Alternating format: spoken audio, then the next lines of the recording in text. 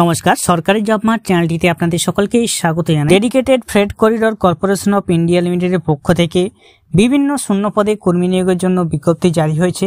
যে নোটিফিকেশন আমার সামনে স্ক্রিনে আপনারা দেখতে পাচ্ছেন, সেখানে ডেডিকেটেড ফ্রেট করিডোর কর্পোরেশনের পক্ষ থেকে মাধ্যমিক পাস থেকে শুরু করে বিভিন্ন পদে বিভিন্ন যোগ্যতায় কর্মী নিয়োগের জন্য বিজ্ঞপ্তি জারি হয়েছে।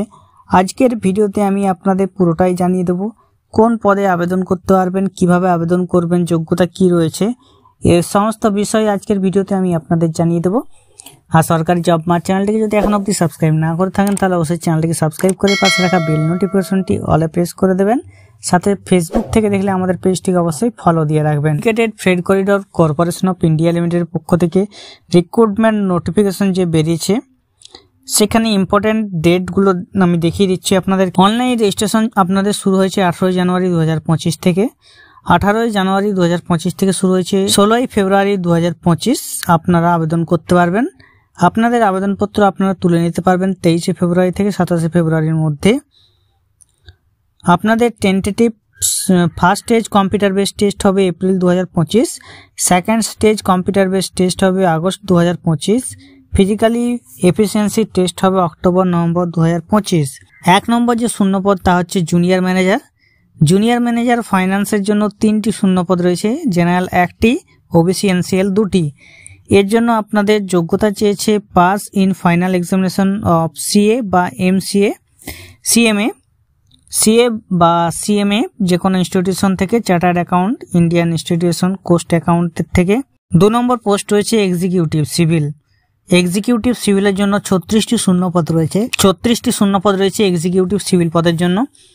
General 16, SC 5, ST 3, OBC NCL 9, EWS 3।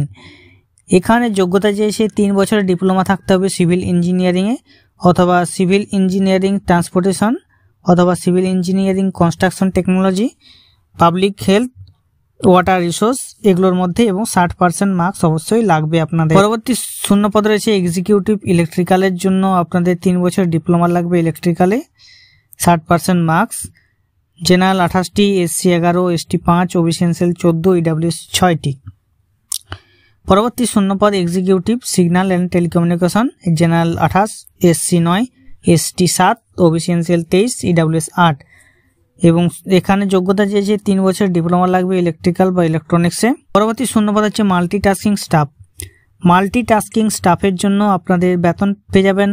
Multitasking স্টাফের জন্য শূন্যপদ রয়েছে 464টি, general 154, SC 70, ST 32, OBC NCL 122, EWS 46। যোগ্যতা চেয়েছে মাধ্যমিক পাস করে থাকতে হবে এবং 1 বছরের কম্পিউটার কোর্স 1 বছরের কোর্স থাকতে হবে অ্যাপ্রেন্টিসশিপ বা আইটিআই অ্যাপ্রুভ এনসিভিটি থেকে, 60% মার্কস থাকতে হবে। মাধ্যমিক পাস সাথে 1 বছরের অ্যাপ্রেন্টিসশিপ বা ITI approve NCVT SCVT. Junior manager পদে 18 থেকে 30, এক্সিকিউটিভ পদে 18 থেকে 30, এমটিএস পদে 18 থেকে 33 বছরের মধ্যে, যেখানে এসসি এসটিরা 5 বছর, ওবিসি এনসিএলরা 3 বছর, পিডব্লিউবিডিরা 10 বছর বয়সের ছাড় পেয়ে যাবেন। এখানে পরীক্ষায় থাকবে ম্যাথামেটিক বা numerical ability 30 number, general awareness 15 number, general science 15 number, logical reasoning, general intelligence 30 number, knowledge about railway বা ডিএফসিসিআইএল 10 নম্বর, টোটাল 100 নম্বর। কোয়ালিফাইং মার্কস যেটা হবে জেনারেল বা ইডব্লিউএস এর ক্ষেত্রে 40%, এসসি ওবিসি এনসিএল এর 30%, এসটিদের 25%। যে পিইটি বা পিইটি টেস্ট হবে, সেখানে 35 কেজি ওয়েট নিয়ে 100 মিটার যেতে হবে ছেলেদের ক্ষেত্রে। মহিলাদের ক্ষেত্রে 20 কেজি ওয়েট নিয়ে 100 মিটার যেতে হবে, যেটা 2 মিনিটে সম্পন্ন করতে হবে। এবং ছেলেদের ক্ষেত্রে 1000 মিটার রান 4 মিনিটে কমপ্লিট করতে হবে, এবং মেয়েদের ক্ষেত্রে 1000 মিটার 5 মিনিটে কমপ্লিট করতে হবে। এক্সামিনেশন ফি যেটা লাগবে জুনিয়র ম্যানেজার এক্সিকিউটিভের জন্য আপনাদের 1000 টাকা আবেদন ফি লাগবে, এবং মাল্টিটাস্কিং স্টাফের জন্য 500 টাকা আবেদন ফি লাগবে, যেটা জেনারেল, ওবিসি এনসিএল এবং ইডব্লিউএস এর ক্ষেত্রে। Dedicated freight corridor corporation of ইন্ডিয়ার অফিসিয়াল ওয়েবসাইটে আপনাদেরকে আসতে হবে। এখানে আসার পর দেখতে পারবেন লগইন আইডি বা পাসওয়ার্ড আপনাদেরকে ক্রিয়েট করতে হবে। তো রেজিস্টার বা যদি রেজিস্টার না করে থাকেন ক্লিক হেয়ার রেজিস্টারের জন্য ক্লিক করবেন। পোস্ট নেমগুলো আপনি সিলেক্ট করবেন, কোন পোস্টের জন্য আবেদন করবেন। পোস্ট কোড রয়ে গেছে, ক্যান্ডিডেটের ফুল নেম দিয়ে দিতে হবে, মোবাইল নম্বর দিতে হবে, মোবাইল নম্বর কনফার্ম করতে হবে, অল্টারনেটিভ মোবাইল নম্বর দিতেও পারেন।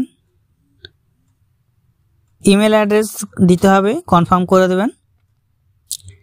জেনারেট ওটিপি অপশনে ক্লিক করবেন। আপনার মোবাইল ফোনে এবং ইমেলে ওটিপি যাবে, যেটা আপনাকে বসিয়ে ভেরিফিকেশন করতে হবে।